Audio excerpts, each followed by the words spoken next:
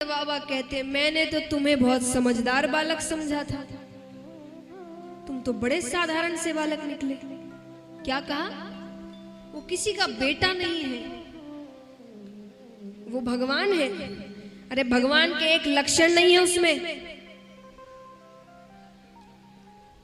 नंद बाबा कहते हैं भगवान सबका पेट भरते हैं, अन्न का भंडार है उनके पास। जिसके पास खुद के पास अन्न का भंडार है वो भूख से तड़प सकता है। मैंने कन्हैया को भूख से बिलखते हुए देखा है। तुम कहते हो भगवान,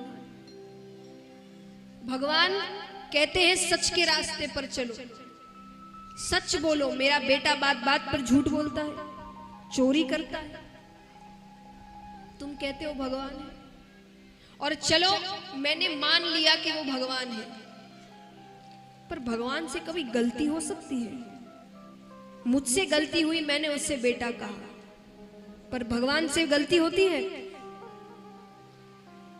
उसने मुझे कितनी बार बाबा कहा है, यशोदा को मैया कहा है। जब गोपियां उससे कहती कि नंद बाबा गोरे, बलदाऊ भैया गोरे, यशोदा मैया गोरी, तू काला कहां से आ गया, तू इनका बेटा नहीं है, तो वो गुस्सा हो जाता। वो कहता कि मैया कह दे जा मरी से कि मैं तेरा छोरा हूं। तुम कहते हो वो भगवान है। और अंत में नंद बाबा ने ऐसी बात कह दी। नंद बाबा कहते और तुमको क्या लगा, तुम्हारा ये कहना कि वो भगवान है मेरी विरह वेदना कम कर देगा? अरे उद्धव, आज तक तो मैं ये सोचकर जी रहा था कि मेरे बेटे ने मुझे छोड़ दिया। कईयों के छोड़ देते हैं, पर भगवान तो है। आज एक बात बताइए, अगर आपको संसार में सब छोड़ देगा, आप किसके सहारे हैं? भगवान के। तो नंद बाबा ने कहा मैंने यही सोचा था कि मेरे बेटे ने मुझे छोड़ दिया, लेकिन भगवान तो है। पर तुमने क्या बता दिया?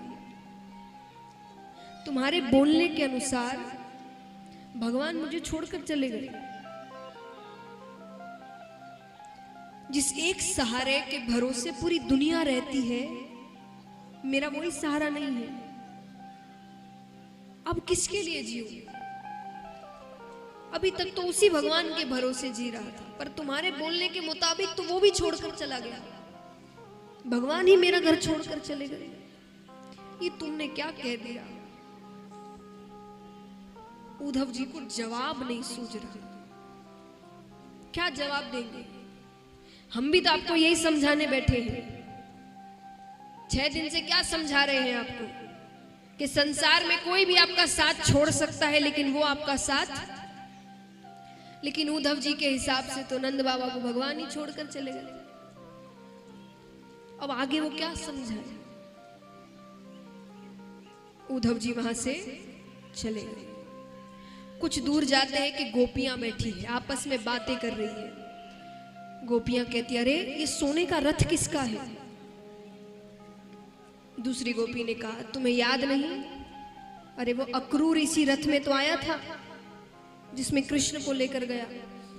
अब क्या लेने आया है?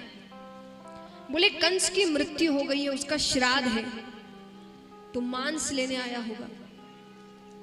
दूसरी गोपी ने कहा श्राद्ध में मांस कौन परोसता है?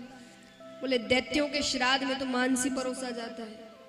तो बोले यहां मांस कहां मिलेगा, हम तो दूध दही माखन बेचते हैं। गोपी ने कहा ये मथुरावासी बड़े होशियार हैं, इनको पता है कि कृष्ण के जाने के बाद वृंदावन में